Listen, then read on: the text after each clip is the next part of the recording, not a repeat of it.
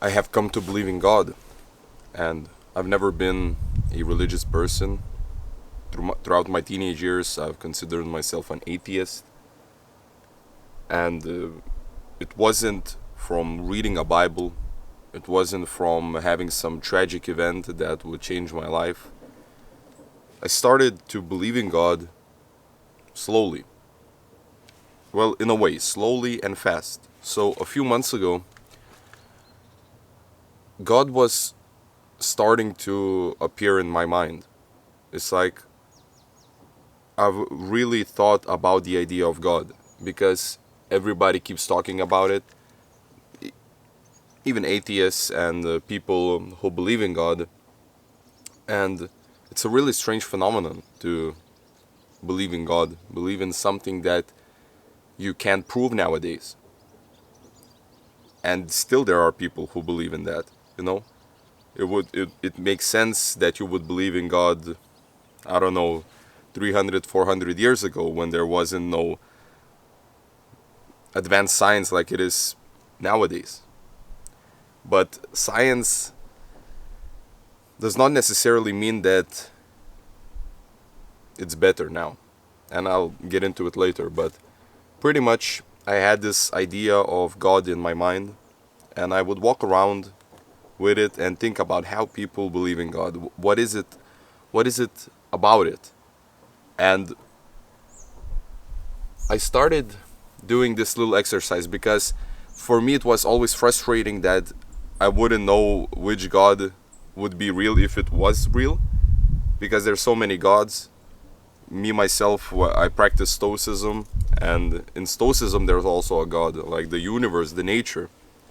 And so is that the God, or is it the God from Christianity, or from Muslims? You know.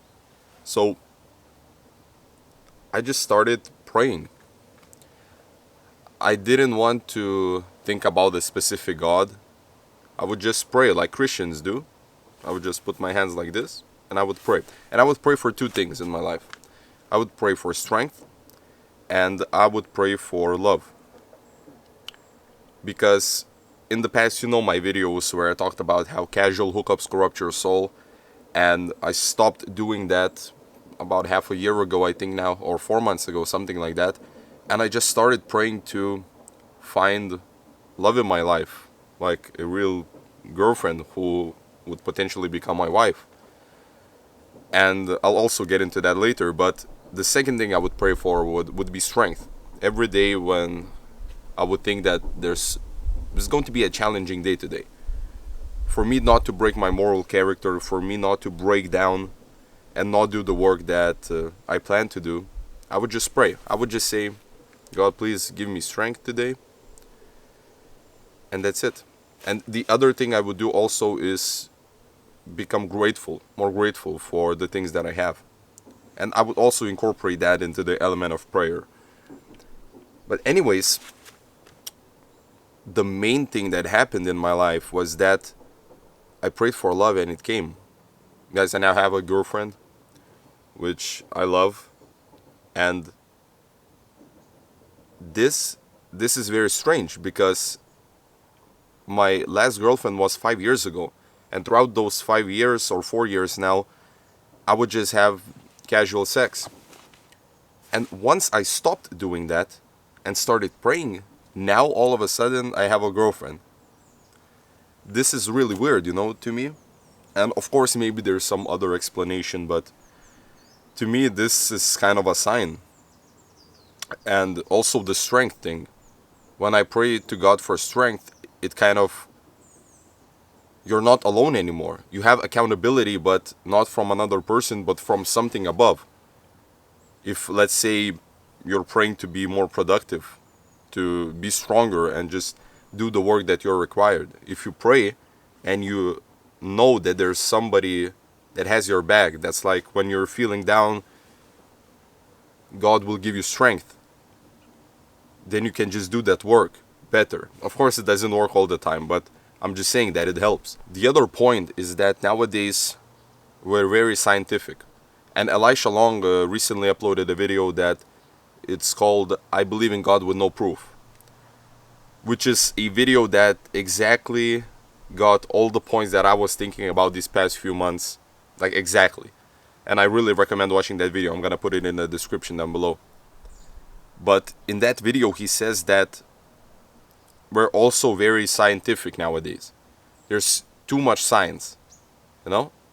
And of course, science is very good. You have information, you have these experiments, let's say, these studies that may prove some things, and you can understand the world better, which is good. This is knowledge and stuff like that. But he made a point that there's very little wisdom nowadays, and how our ancestors and past people before us would believe in God, and that would give them wisdom. It would give them something more than what science gives us nowadays. And I have an example from my life. So there is this one guy, this one friend from my life, who is a very smart guy. He's a very smart guy, and he likes to philosophize. But he doesn't like to philosophize in practical ways, in the way that philosophy was intended to be. You know? He would just use science or abstract philosophical thoughts to construct this idea of the world, which leads him to that he thinks that the world is a simulation, let's say, or he thinks that there's no free will. And when you're on these ideas, it doesn't matter if they're true or not. I mean, yes, it matters, but you can't prove it, and you have to just kind of feel a bit. Because I believe that, of course, we have free will. Of course, we're not living in a simulation. This is real. We have responsibility and accountability for everything. For our lives, I mean. And so, that friend, you can see instantly from him. You look at him, he looks weak. He looks mentally weak. He doesn't practice philosophy. He's afraid to talking to girls. He is afraid to, even though he has some talents in writing, he's afraid to spread out and start working in that field, you know, getting the connections. He just sits there, studies in the university, and that's it. That's all he does. He doesn't have this inner strength, this inner wisdom that perhaps letting go of the science for a little bit would give him to. So that's the story for my life. And I also myself, in the past, I would also look at science. I would look at these things. The science proved this. But nowadays, I understood, I think finally, that even though I practice this a lot, I understand now that there's a lot of things beyond my control. A lot of things beyond my control. And so, perhaps, trusting the universe, trusting myself, to just kind of let go a little bit, let go my guard down, because I was always, again, trying to be rational, scientific. And sometimes you need to just kind of lower that, because I found myself not being myself. I found myself pretending to be somebody else, like nowadays, you know, from my past videos, how men nowadays are looking at these Sigma male archetypes, like Patrick Bateman, Batman, or whatever, Ryan Gosling. That's me, or they're trying to adopt their personality. No, you have to be yourself. You know, you have to improve, of course, but improve in your own way, in your own self, and not compare yourself to other people, because you're never gonna be other people. You're always going to have some traits about you that are different, something different, learning styles and stuff like that. My last point about God is that you can't have meaning in your life, you can't improve if you don't think that there's something above the scientific, above the rational, let's say.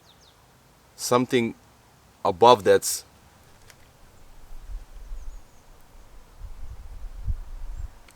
goes beyond what you think that humans are capable of. So when we look at science, science always gives us limitations, let's say, by how much our body can go on before it breaks down. But we look at David Goggins, you know, he's the man that uses his head. He believes in God, and he uses his head to convince himself that through God he can go further.